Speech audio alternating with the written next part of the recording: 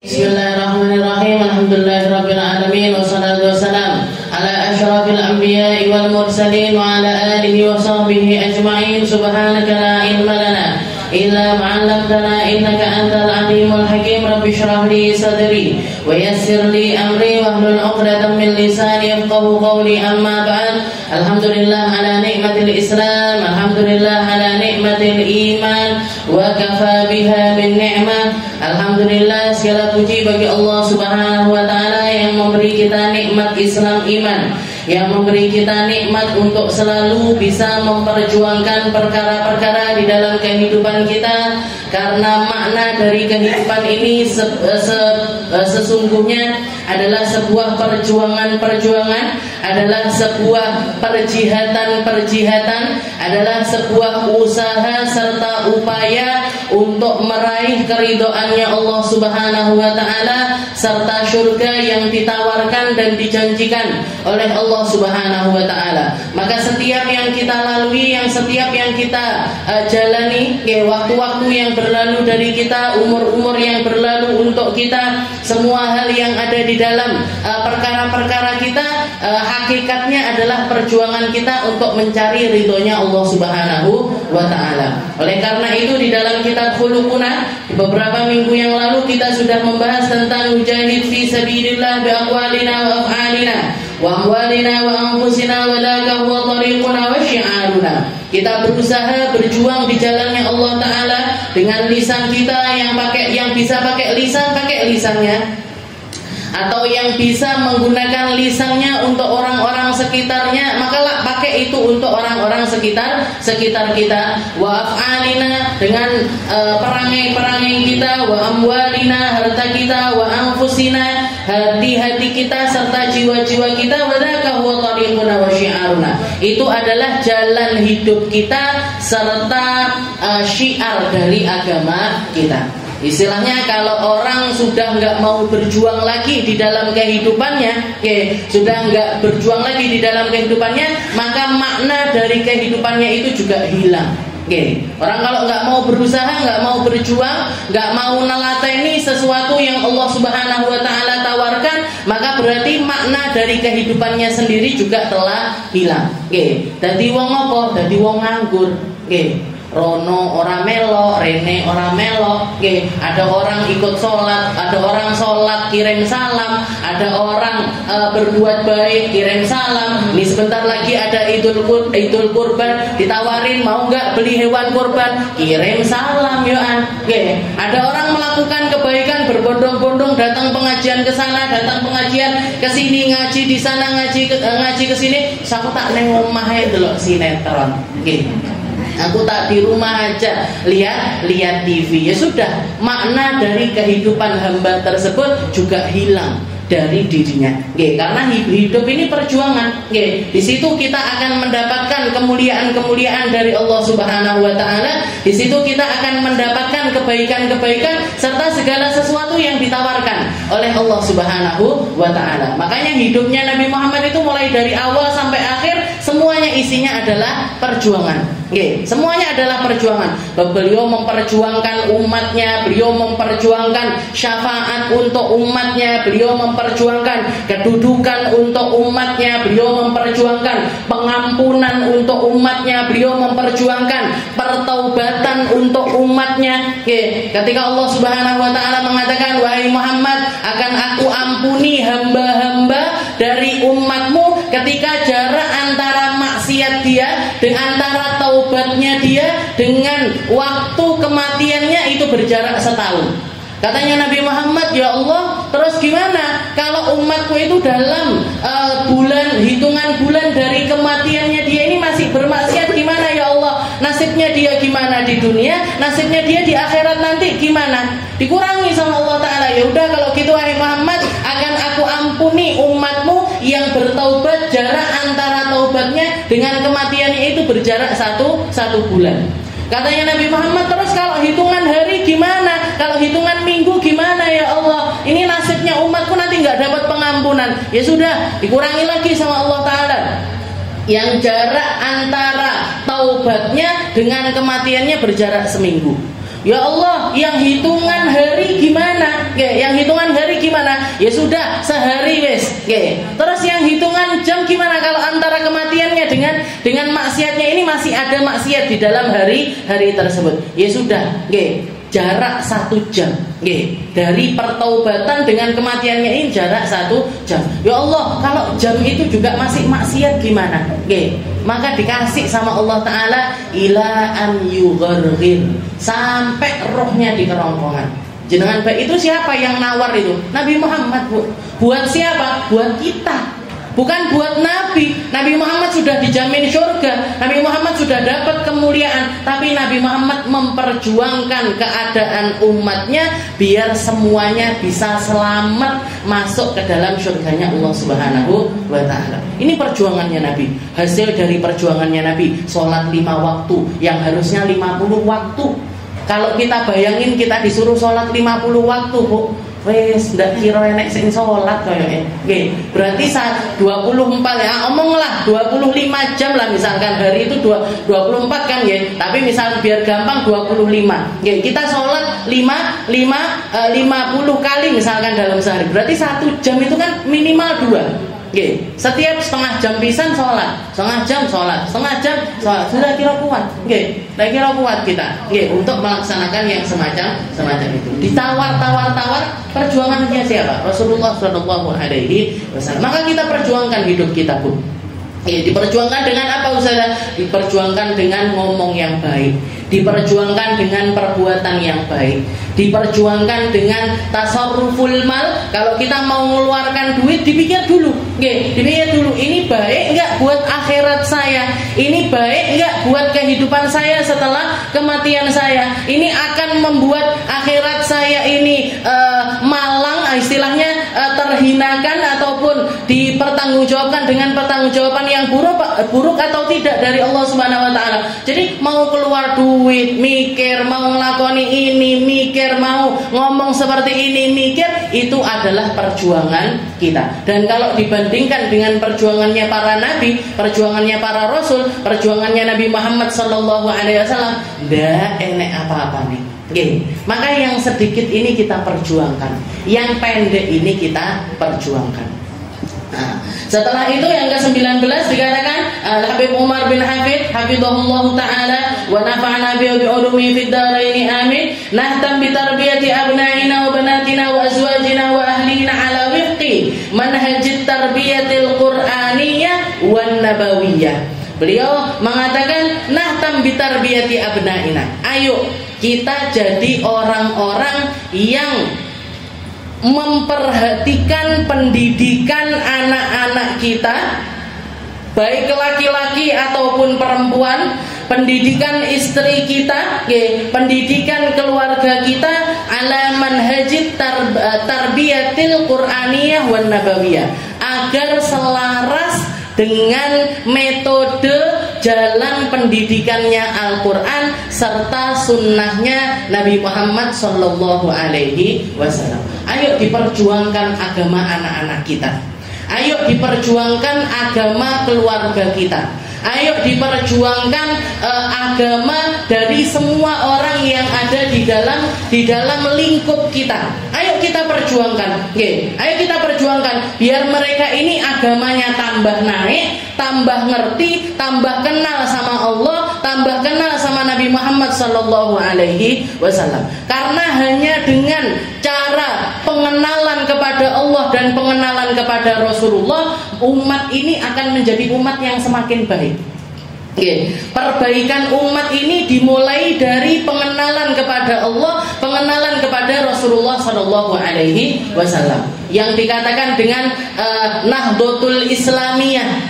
Jadi bangkitnya Islam sebagai agama yang diperhitungkan sampai sekarang ini gaungnya luar biasa, itu karena Rasulullah Sallallahu Alaihi Wasallam diutus sama Allah Ta'ala. Jadi awal dari kebangkitannya Islam ini kapan? Datangnya semenjak ketika Rasulullah itu diutus sama Allah Subhanahu wa Ta'ala, lahirnya Nabi. Makanya sampai sekarang orang-orang kalau sudah bulan Maulid itu berbondong-bondong bikin acara peringatan kelahirannya Nabi. Kenapa? Karena peringatan kelahirannya Nabi itu menunjukkan tentang bangkitnya agama Islam. Bangkitnya sebuah peradaban, bangkitnya sebuah pola pikir yang benar, bangkitnya keadaan di mana manusia ini bukan cuma selamat di dunia, tapi selamat sampai akhiratnya.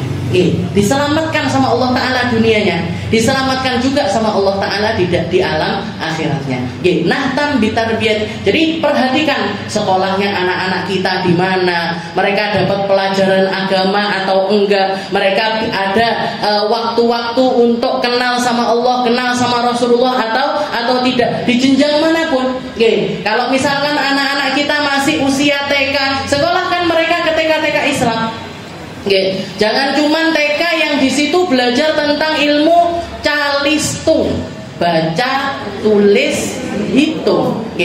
Dah enek ngajinya, nggak ada pelajaran sholatnya, nggak ada pelajaran wudunya, nggak ada pelajaran tentang ibadahnya sama sekali. Wes kadung saja masuknya ke TK yang nggak Islami. Ya sudah, kalau TK-nya nggak Islami, sorenya suruh belajar ngaji di madrasah ataupun juga TPG. Nah, jadi nggak hilang sama sekali. Nanti SD-nya ya kayak gitu, SMP-nya ya kayak gitu, SMA-nya ya kayak gitu, bahkan kuliahnya pun juga harus dicarikan tempat-tempat biar mereka ini ngaji.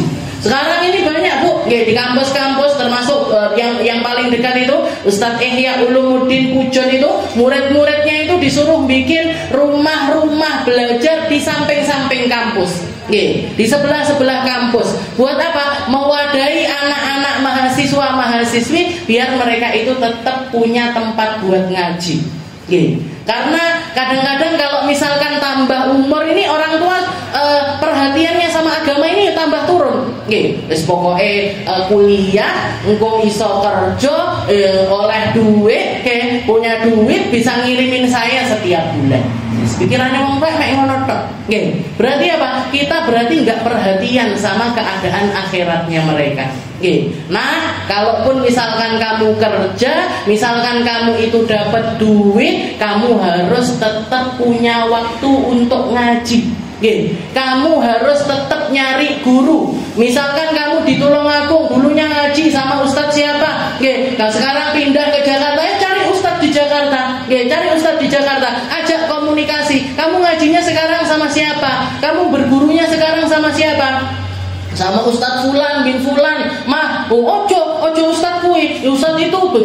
Jadi ada komunikasi biar manhajun nubuwah, biar apa istilahnya amaliyah ibadah kita dengan mereka itu tetap sejalan walaupun misalkan terpaut jarak. Yang kerja di Kalimantan, yang kerja di Sumatera, yang kerja di manapun, jangan cuma nanya tentang piye, wes duwe calon buat mama apa belum. Jangan cuma nanya itu Bu, gimana? Nanti kamu kerjanya sudah enak, sudah dapat tempat tinggal apa belum? Sudah ini di sana ada problem. Jangan cuma tentang masalah dunianya, tapi masalah akhiratnya juga tetap harus kita perhatikan. Usia berapapun mereka, bahkan sampai ketika mereka sudah berumah tangga sekalipun, sudah punya anak-anak sekalipun, kita tetap harus perhatian kepada mereka. Jangan ingat ketika Nabiullah Yakub, Allah Ta'ala mengatakan di dalam Al-Quran, kuntum syuhada idza hadara Yaqubal maut idz qala libanihi ma ta'buduna min ba'di.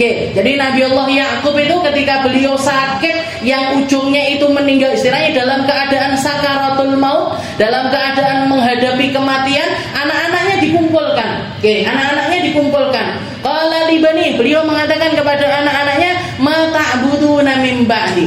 Kira-kira nanti kalau abah sudah meninggal, kalian ini nyembah apa? Kira-kira kalau saya sudah meninggal, kalian ini nanti nyembah apa? Maka anak-anaknya serentak mengatakan, na'budu ilahaka wa ilaha abaika Ibrahim wa Ismail wa Ishaq ilahu wahidaw wa nahnu lahu muslimun. Kami akan menyembah Tuhanmu, Tuhan ayahmu, Tuhan kakek-kakekmu, yaitu Nabi Allah Ibrahim, Nabi Allah Ismail, Nabi Allah Ishaq, ilahan wahidan, Tuhan yang esa, wa nahnu lahu muslimun, dan kami akan tetap menjadi hamba-hamba yang muslim. Kami akan selalu menjadi orang-orang yang berserah diri kepada Allah Subhanahu wa ta'ala. Jadi komunikasinya itu bahkan sampai di penghujung umurnya itu tetap diperjuangkan.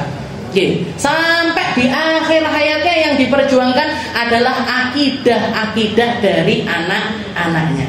Kenapa? Karena ketika hal ini yang goyang, Bu.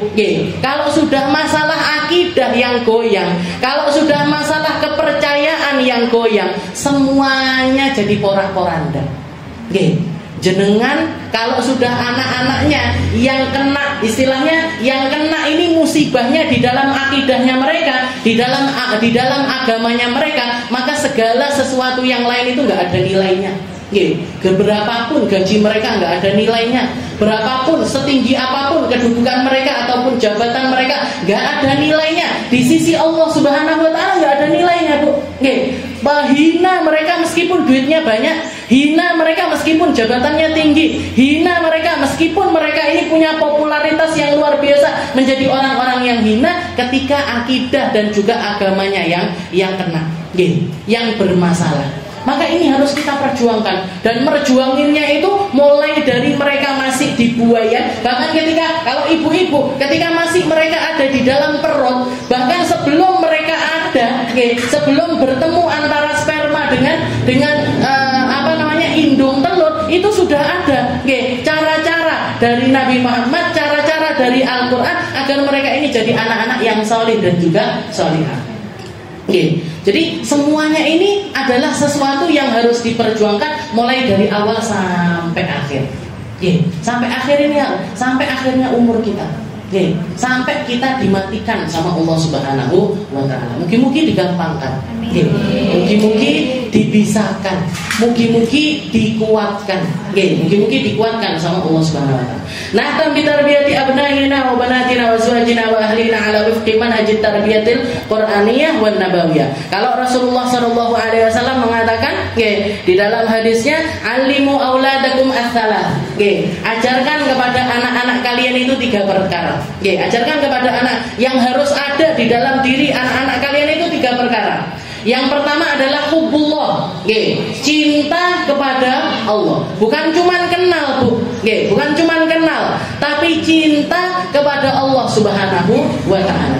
Dan pengenalan untuk bisa mereka cinta kepada Allah Subhanahu wa ta'ala itu butuh waktu, butuh proses, butuh perjuangan yang banyak. Yang banyak. Kalau misalkan pakai sekolah-sekolah ditambah lagi mahal. Plus juga mahal.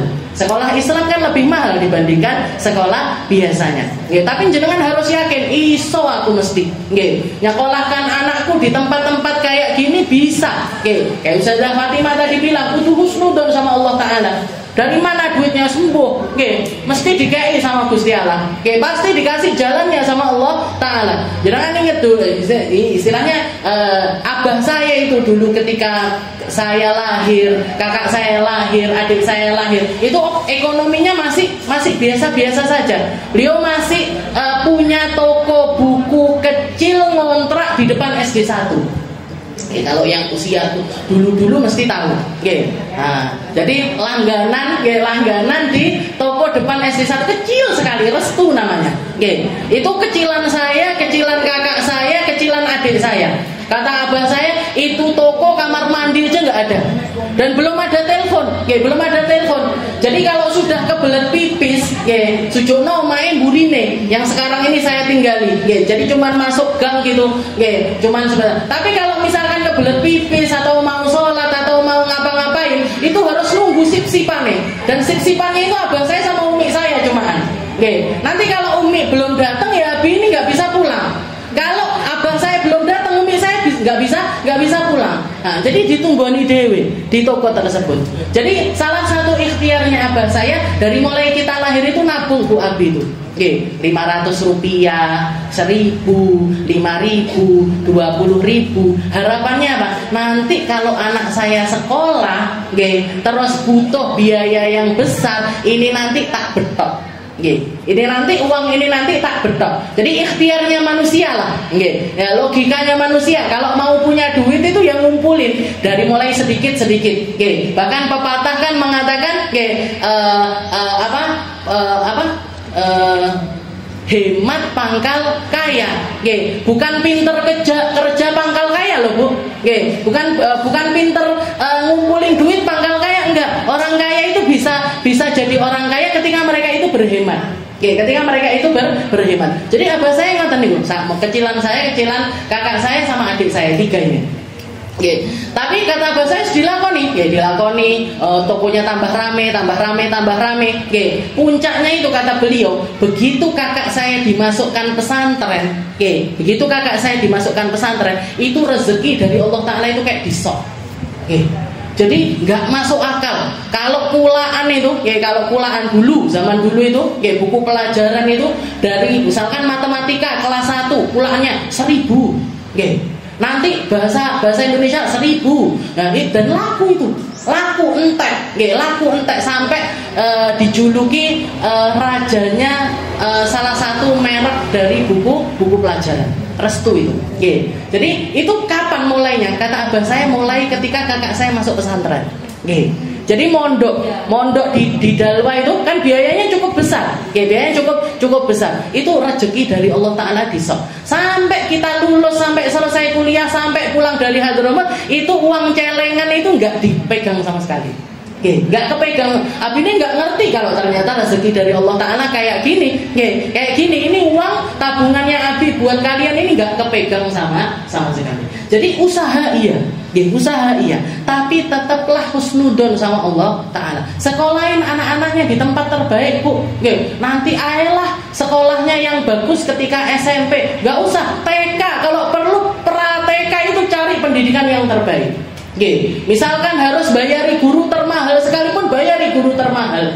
Jadi istilahnya kalau untuk pendidikannya anak-anak, apalagi tentang agama mereka, ojo dieman Bu.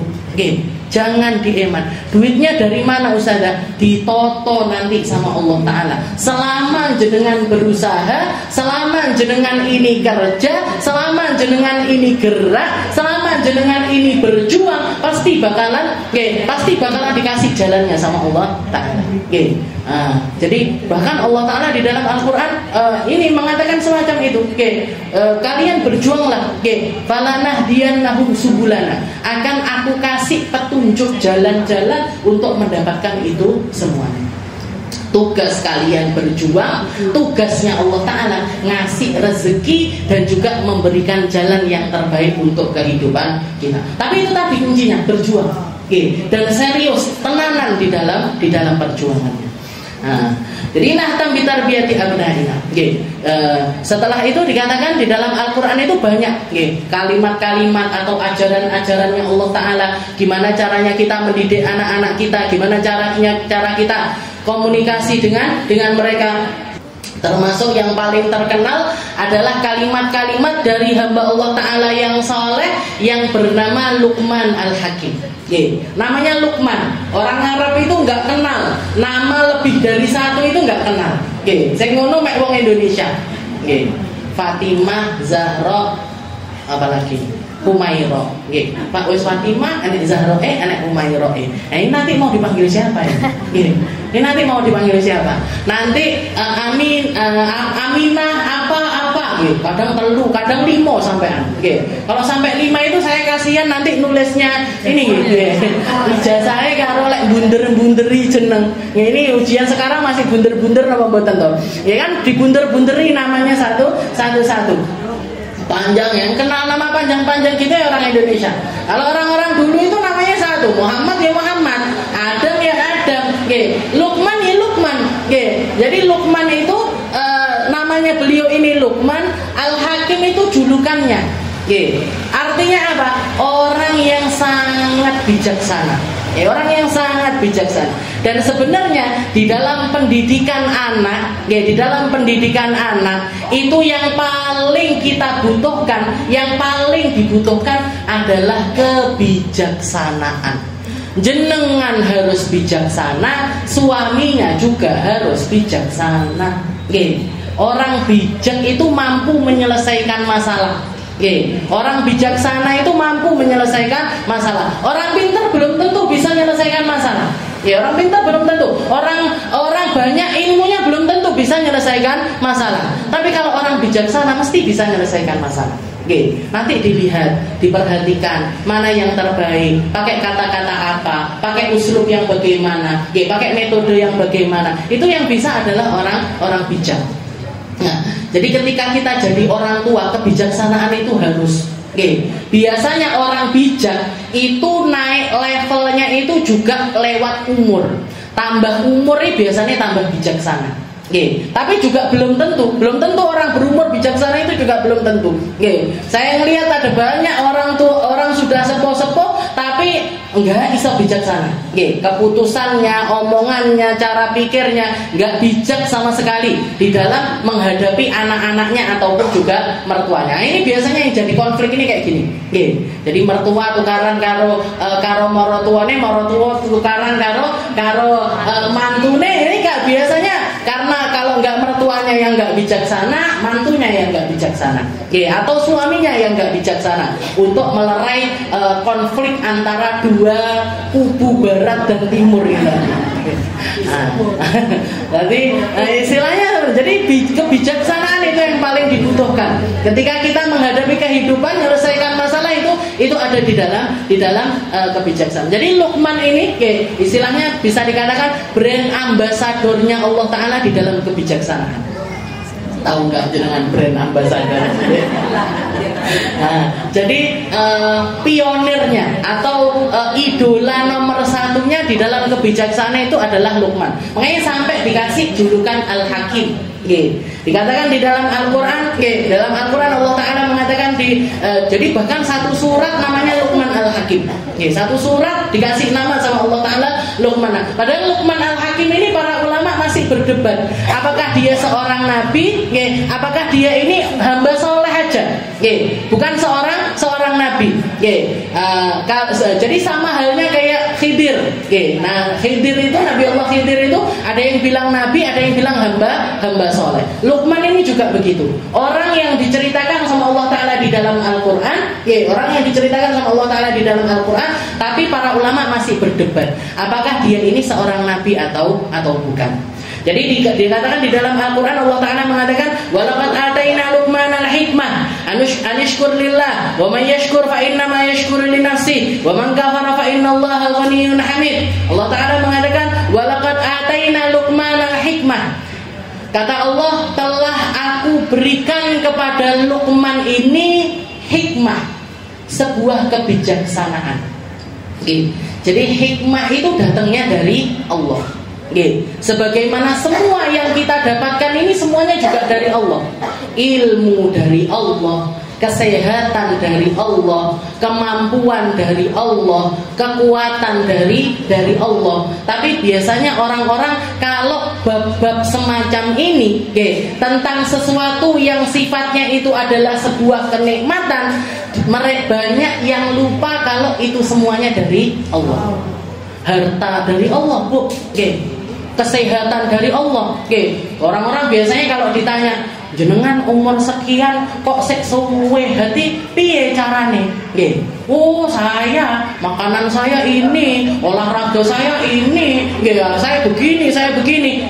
Nganggapnya dia yang bikin dirinya sehat itu dia. Yang jadi sebab sehatnya dia itu dia.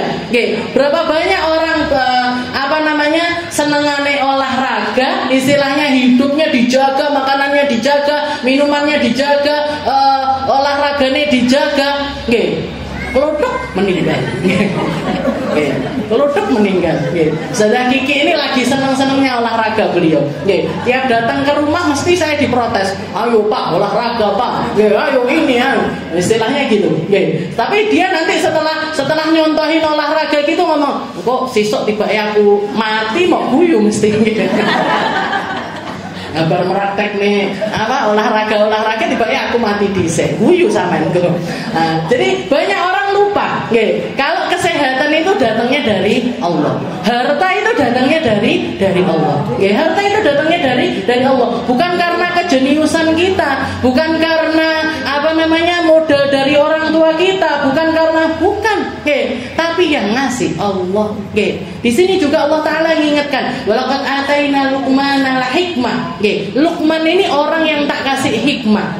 Luqman ini orang yang saya kasih sesuatu yang sangat mulia, yaitu berupa kebijaksanaan yang luar biasa. Maka anishkur lillah, maka lakukanlah. Kalau kamu mendapatkan kenikmatan semacam itu, maka bersyukur yang banyak syukurnya, yang banyak terima kasihnya. Wa may yashkur fa innama yashkuru li nafsi. Ketika seseorang itu bersyukur, maka sebenarnya dia itu telah bersyukur untuk dirinya sendiri. Jadi kalau orang ini tahu diri, itu adalah sesuatu yang baik untuk dirinya. Itu adalah sesuatu yang akan menjaga hikmah tersebut, yang akan menjaga kenikmatan tersebut. Janjinya Allah Ta'ala, la in syakartum la azidannakum. Kalau kamu syukur, tak kasih, tak tambahin nanti. Jangan datang ngaji kayak gini, ya Allah terima kasih saya diketemukan sama Majelis Khadijah. Ya Allah terima kasih saya dikasih ilmu. Ya Allah terima kasih saya dikasih kebaik teman-teman yang baik. Ya Allah terima kasih saya diketemukan sama orang-orang seperjuangan. Jangan syukuri itu. Dijaga nanti nikmatnya sama Allah. Kalau jenengan nggak bersyukur, lek aku arep teko yo sak karepku, lek ora yo ora apa-apa. Orang-orang yang kufur sama nikmat, orang-orang yang nggak tahu caranya terima kasih, orang-orang yang nggak tahu diri dengan kenikmatan dari Allah Ta'ala. Katanya Allah Ta'ala, wa man kafara fa innallaha ghaniyyun hamid. Kalau kamu kufur sama nikmat dari aku, Allah Ta'ala nggak butuh. Allah Ta'ala maha kaya, Allah Ta'ala maha terpuji. Kamu nggak muji Allah, Allah Ta'ala tetap terpuji. Kamu nggak ingat Allah Ta'ala diingat sama seluruh penduduk langit. Penuh di langit itu malaikat-malaikat semuanya ingat sama Allah Ta'ala. Allah Ta'ala diingat sama semua tumbuh-tumbuhan yang ada. Allah Ta'ala diingat sama seluruh hewan-hewan yang Allah Ta'ala ciptakan. Manusia nggak bersyukur, manusia kufur, manusia nggak ingat, Allah Ta'ala nggak butuh sama kalian. Kalau kamu baik, yang dapat kebaikan itu ya kamu sendiri. Kalau kamu jadi orang baik, itu kebaikan itu juga kembali kepada dirimu. Karena ketika kamu baik, Allah Ta'ala nawarkan pahala, Allah Ta'ala nawarkan ampunan, Allah Ta'ala nawarkan surga, Allah Ta'ala nawarkan kebaikan-kebaikan dunia sampai akhiratnya. Wallahu ghaniyyun hamid, katanya Allah Ta'ala. Allah Ta'ala maha kaya, Allah Ta'ala maha terpuji.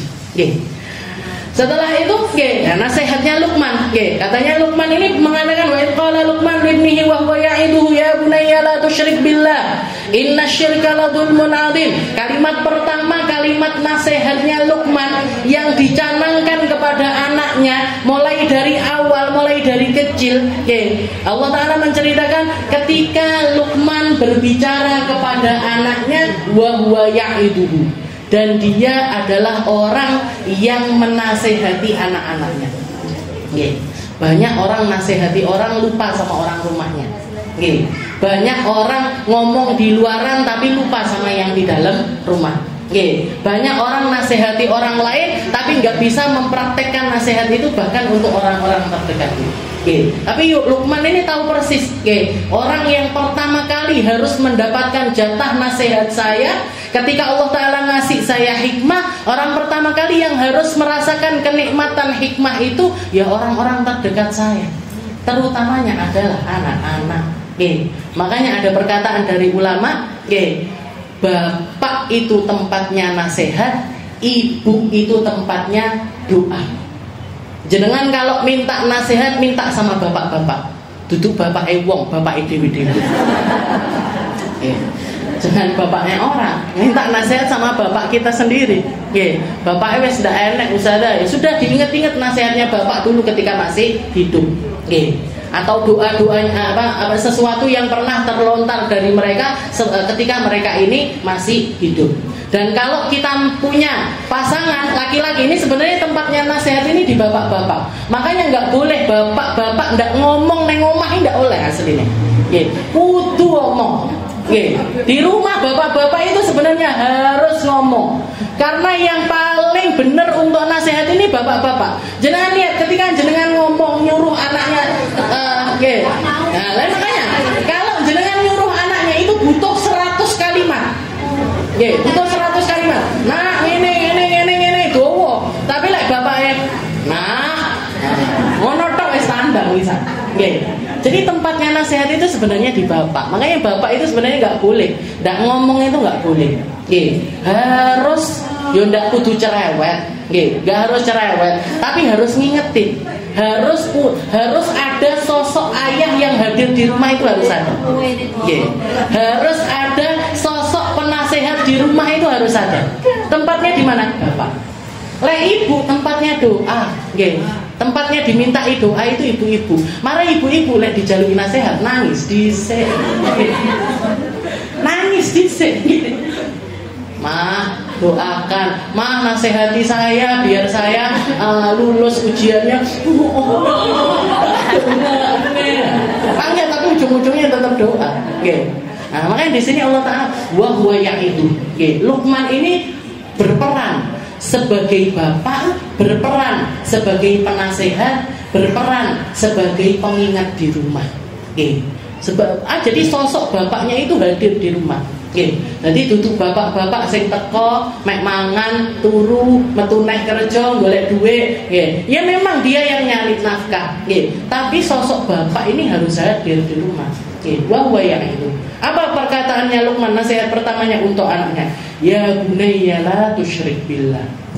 Wahai anakku, jangan sampai kamu menyekutukan Allah. Perkataan yang berat, yang biasanya cuma didengar di majelis, yang biasanya cuma didengar di tempat taklim, yang biasanya didengarnya itu di forum-forum keagamaan. Seakan-akan kalimat ini adalah kalimat yang nggak perlu diucapkan di rumah-rumah kita. Padahal ini yang paling utama kita taruh di rumah kita. Allah ya bunayya la tusyrik billah. Inna syirka la dzulmun adzim. Wahai anakku, syirik, menyekutukan Allah, menduakan Allah itu adalah sebuah kedzaliman yang besar. Melebihi dolimnya orang mencuri, melebihi dolimnya orang berzina, melebihi dolimnya orang minum khamr, melebihi dolimnya orang berjudi. Jadi inna syirka la dzulmun adzim. Ketika Allah Ta'ala menceritakan tentang Fir'aun, ketika Allah Ta'ala memerintahkan Nabi Allah Musa, idhab ila Fir'aun innahu tagha. Wahai Musa, pergilah kamu ke tempatnya Fir'aun, dia sudah sangat melampaui batas. Itu terjadi kapan? Terjadi ketika Fir'aun mengklaim dirinya sebagai Tuhan. Ana rabbukumul a'la, saya adalah Tuhanmu yang tertinggi. Katanya Fir'aun, saya adalah Tuhanmu yang tertinggi. Padahal sebelum itu kemaksiatannya Fir'aun ini macam-macam. Berzina, iya, minum khamr, iya, bikin undang-undang yang gak masuk akal, iya, membunuh orang, iya, berlaku dolim, iya, bunuhin orang ini, macam-macam. Bayi baru lahir suruh bunuhin semua. Pokoknya laki-laki bunuh semuanya. Nah, ini kedoliman yang luar biasa. Tapi Allah Ta'ala nggak mengatakan dia melampaui batas waktu itu. Tapi ketika dia mengatakan ana rabbukumul a'la, saya Tuhan kalian yang tertinggi, katanya Allah innahu tagha. Ki sudah beres. Ini sudah sangat melampaui batas. Jadi menyekutukan Allah, menduakan Allah, atau rusak cacat di dalam akidah, punya pemahaman ada Tuhan selain Allah Ta'ala, itu adalah kedoliman yang paling besar. Itu adalah kecacatan yang paling besar. Karena kalau ketika orang dosa dengan dosa yang semacam itu, gak akan diampuni sama Allah Ta'ala. Bahkan ketika dia masuk nerakanya selama-lamanya gak mungkin kembali, gak mungkin keluar dari neraka. Tapi kalau orang bermaksiat dengan maksiat yang lainnya, nanti dicuci di neraka, habis itu dimasukkan ke dalam surga. Meskipun pencuciannya ini yo panggah loro, Bu. Wong dicuci neng neraka, lek diumbah neng mesin cuci saya enggak apa-apa. Ini dicuci di neraka, entah 100 tahun kan, entah 200 tahun kan, entah 300 tahun, keluar dalam keadaan hitam kelam, wis rusak kabeh. Rusak semuanya, organ tubuhnya luar dalam gosong semuanya, dikeluarkan sama Allah Ta'ala dari neraka, dicuci lagi di dalam sungai namanya Bahrul Hayawan, jadi sungai kehidupan, keluar wes putih resik, cocok untuk masuk ke dalam surga, tapi di dahinya tetap ada tulisannya Al-Jahannamiyun, mantan penduduk Jahannam. Utaqa'ur Rahmanu ukhriju minan nar, orang-orang yang dikeluarkan dari dalam neraka. Melaku neng surga, wong-wong oh iki jahanam. Jahanam kan. Nggih, mantan penduduk neraka iki wis diselametne mlebu surga. Nggih. Jadi istilahnya ini yang pertama kali harus kita tanamkan. Inna syirka la dzulmun adzim. Makanya kenapa kok Nabi Muhammad itu ngajari bayi lahir pertama yang didengarkan di telinganya itu Allahu Akbar. Allahu Akbar. Oke, dikenalkan sama Allah. Dikenalkan sama Rasulullah. Oke, dikenalkan sama Allah, dikenalkan sama Rasulullah. Kenapa? Karena itu bekal kehidupan dia yang sebenarnya selama hidup. Oke. Jadi masalah makanan, masalah minuman dan lain sebagainya, masalah tempat tinggal itu nomor 2 semuanya. Nggih, akidah yang nomor 1. Allahu Akbar, Allahu Akbar. Asyhadu an la ilaha illallah, asyhadu an la ilaha illallah, asyhadu anna Muhammadar Rasulullah, asyhadu anna Muhammadar Rasulullah. Hayya 'alas shalah, hayya 'alal falah. Nggih, salah nggih. Hayya 'alas shalah, hayya 'alas shalah, hayya 'alal falah, hayya 'alal falah. Allahu Akbar, Allahu Akbar. La ilaha illallah. Nggih, dadi diadzani. Nggih, enggak diomongi sing reno-reno, Bu. Nggih, enggak disetelin yang macam-macam. Tapi begitu lahir yang kita kasih tahu ke mereka adalah tentang Allah. Makanya ajarannya Nabi yang pertama, nggih, alimu auladakum salat, ajarkan anak kalian 3 hal. Yang pertama hubbullah. Nggih, cinta sama Allah. Nanti setelah itu apa? Wa hubbul Quran. Nggih, enggak cuman diajarin Al-Qur'an, enggak cuman bisain, istilahnya dibelajarin mereka untuk bisa membaca Al-Qur'an enggak, tapi diajarin gimana caranya cinta sama Al-Qur'an. Nggih, Al-Qur'an ini nak adalah kitab yang diturunkan sama Allah kepada Nabi Muhammad. Isinya semua hal yang kita butuhkan di dalam kehidupan. Nggih, kamu mau ngapain aja ketemu solusinya di dalam Al-Qur'an. Jadi omongan-omongan yang semacam ini harus kita omongkan. Nggih, enggak cuman tentang makananmu apa, milik makmu apa dino iki, nggih, pengen dimasakin apa hari ini, nggih. Tapi kasih omongan-omongan yang berkualitas. Nah, mama ini cuman tim masak. Papa ini cuman tim nyari duit. Yang ngasih kita rezeki ini Allah. Yang ngasih kita makanan ini Allah. Ini nasi ini kalau nggak ditumbuhin sama Allah Ta'ala nggak tumbuh. Oke, ini lombok, ini sambal, ini lombok, ini kalau nggak diwarnain, kalau nggak dipedesin sama Allah nggak pedes. Oke, ini sayur ini kalau nggak diwarna hijau nggak hijau dia, kalau nggak diwarna merah nggak merah dia. Oke, siapa yang bikin ini semuanya? Allah. Nah, oke, kita ini hambanya Allah. Mulai bahkan percakapan akidah di tempat-tempat makan kita, di meja-meja makan kita, di obrolan-obrolan ringannya kita ini, kenalin mereka kepada Allah Subhanahu wa Ta'ala. Ojo mek ngono-ngono tok. Nggih. Panggah kuwi ya. Nggih. Apa? Telur apa ayam? Nggih. Panggah seperti itu aja. Inna syirka. Kayak juga bisa. Orang kalau kayak gitu mah orang enggak punya agama juga kayak gitu. Nggih. Baik, Luqman ibni wa ya bunayya la tusyrik billah innasyirka la dzulmun adzim. Wallahu a'lam bishawab. Insyaallah masih kita lanjutkan tentang pendidikannya Luqman Al-Hakim kepada anak-anaknya yang penuh dengan hikmah, yang penuh dengan kebijaksanaan, yang penuh dengan kebaikan datang dari Allah Subhanahu wa taala. Wallahu a'lam bishawab.